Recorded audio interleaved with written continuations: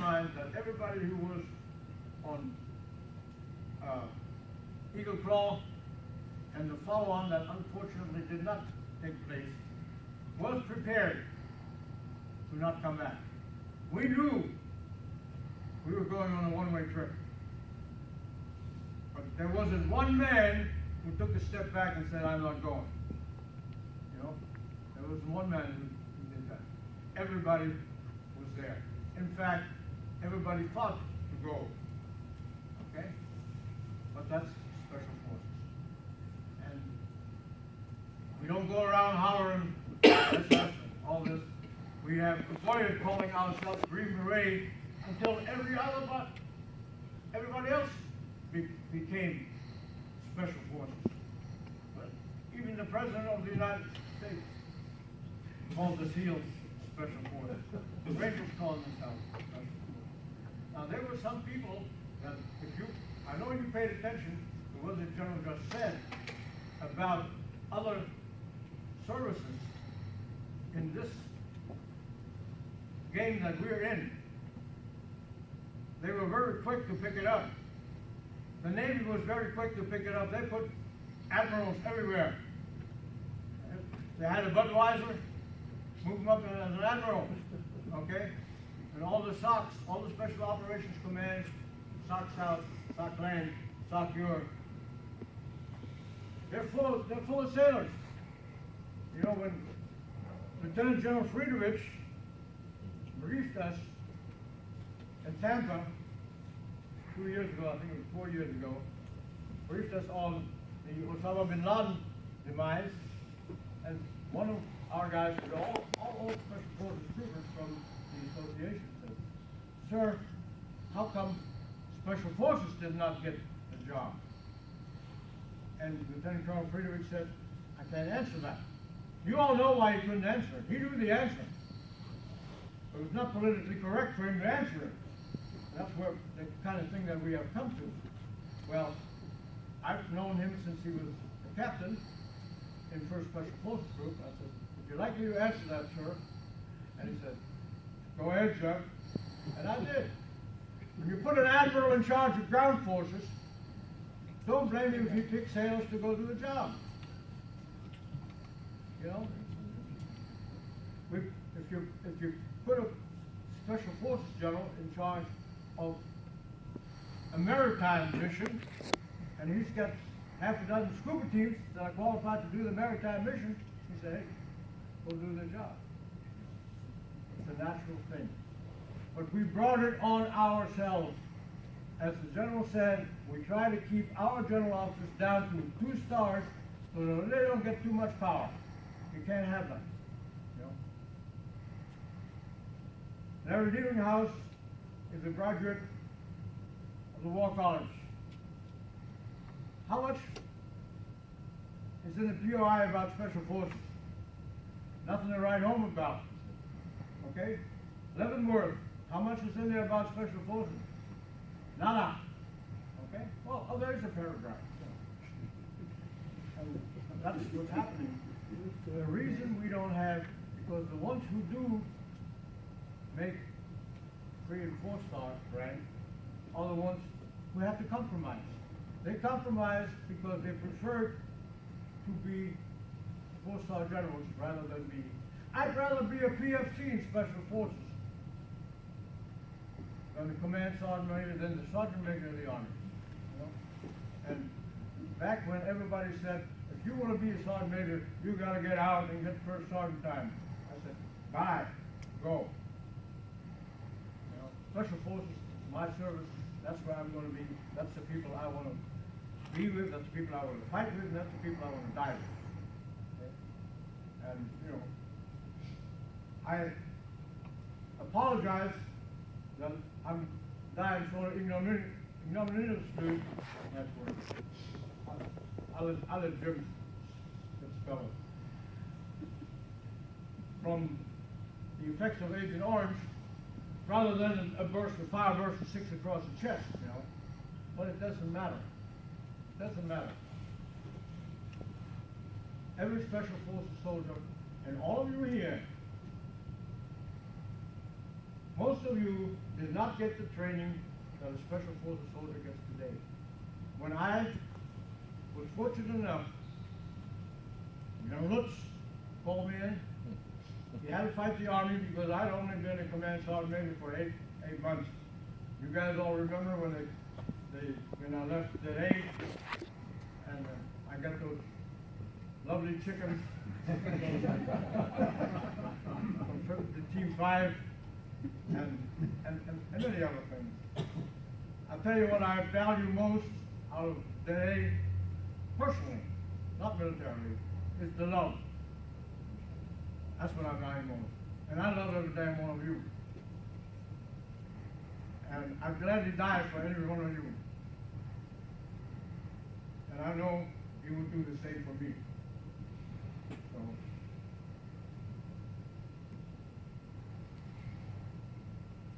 Detachment A is unique. I've challenged anybody. We have some good researchers here, and Stick Stayskill is a good researcher. I'm not a very good one, you know. I fill out the research cards in college, and the night before my paper was due, I'd sit down in front of my my typewriter and punch out the paper, you know. And I got by, you know, I got A's and B's, you know, but I'm not a very good researcher because, number one, because I'm lazy, and I don't like to do all of that. So, even I may not get to finish my own bio, which is not about me, but it's about you and fifth group and first group and special forces. I may not get to finish it because Miss Orange is on my tail, you know. So what I did, as I said, anybody here who's ever been in college and used Cliff Notes, I have, you know. Reading volumes this thick, you know, Cliff Notes, you know, I read it. I got it, you know. In fact, I went to a Baptist affiliated college for my undergraduate degree, and Cliff Notes got me through. I had to take 2 Bible courses, you know, one the Bible and one. But I wasn't going to read the Bible from cover to cover, you know. Probably wouldn't hurt me, you know. But so, if my autobiography ever survives, and I'm, by the way, writing it mostly for my kids, for my own family, if it survives, it'll be sort of in Cliff Note form. You know, every now here and then I'd say, well, this is the first time I got on the fire or something like that. But the rest would be kind of Cliff Note. Because it won't be a book like this, it'll be okay. Because I want people to read it too. And if it's a book like this, no one's going to read the damn thing, you know. Anyway, you're here listening to an immigrant. We got a bunch of immigrants today. I'm an immigrant. A legal immigrant, by the way.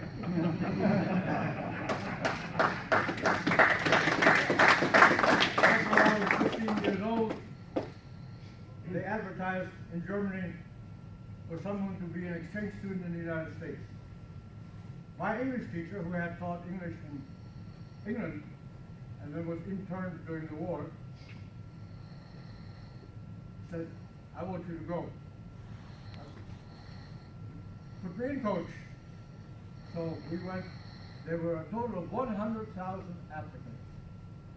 41 got selected, 7 from Austria and the rest of us from the Federal Republic of Germany, what became the Federal Republic of Germany.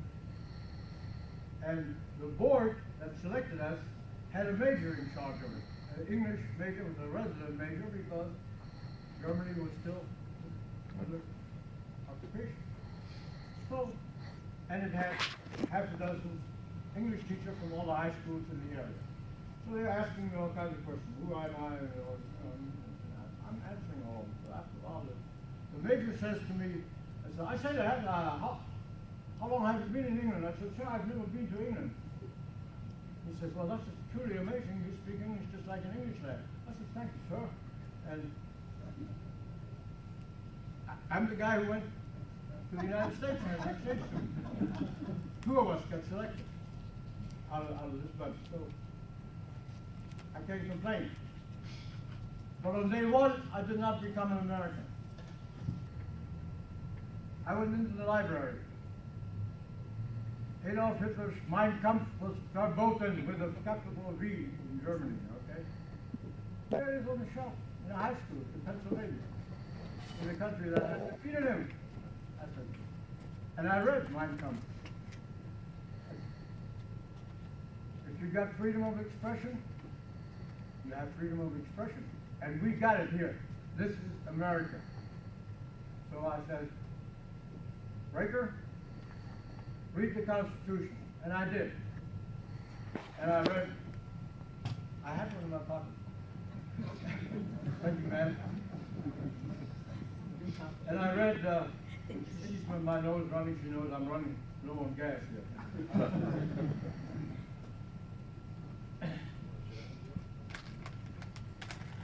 Well, that's freedom of expression. And Michael interviewed me one time, and I said, Michael, in my heart, that's when I became an American. And I learned that every fifth American is of German descent. I'll challenge you to check the 1990 census, and you will find that there are 57 million Americans who claim German descent versus 39 million Irish, which is not too bad because you consider there's only about 8,000 Irishmen in Ireland. They have done pretty well in the United States. 37 million of British descent. You know. But we all speak English. And if you're coming across the border and you want to be in this country, speak English. Learn how to speak English. Read the Constitution and abide by the Constitution.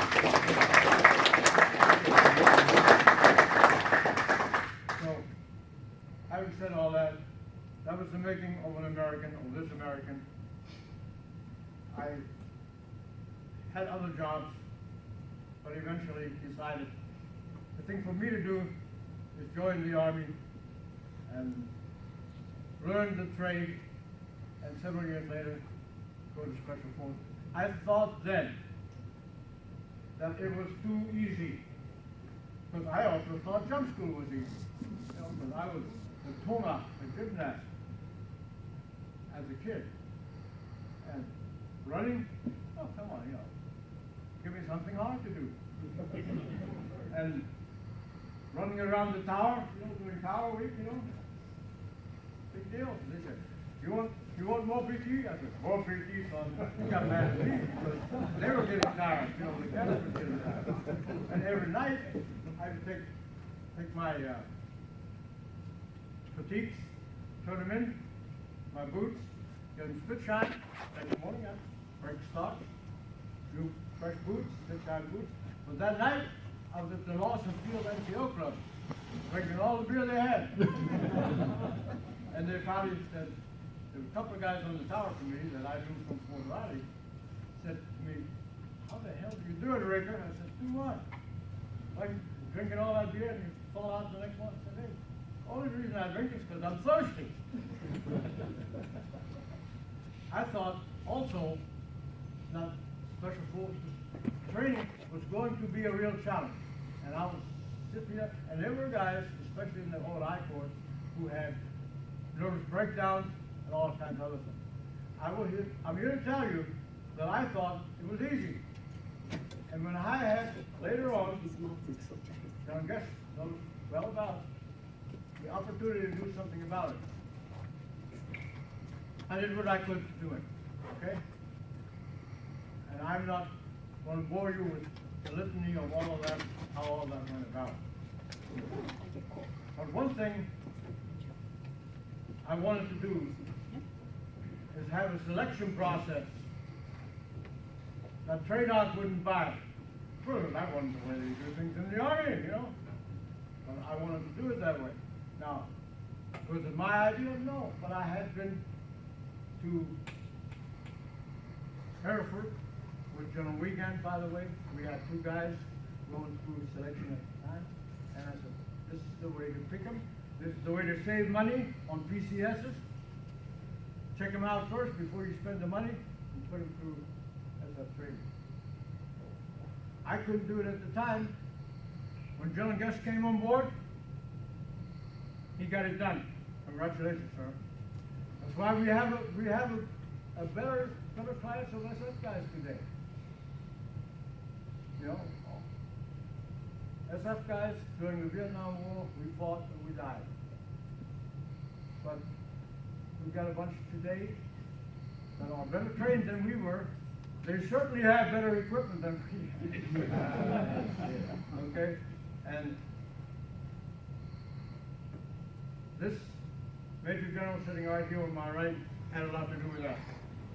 And I want to thank him for it. Even though I left him. The reason I left him, I had 2 years left till retirement. I started out in Special Forces in the first group in Okinawa, which makes sense because I spoke 4 European languages.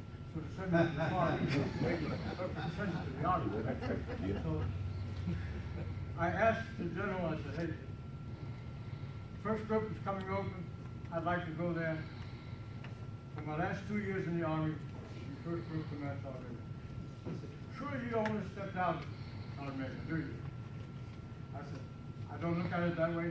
I was with troops, with the first group, good men, and ended my career that way. And I'll be honest with you, it was selfish of me.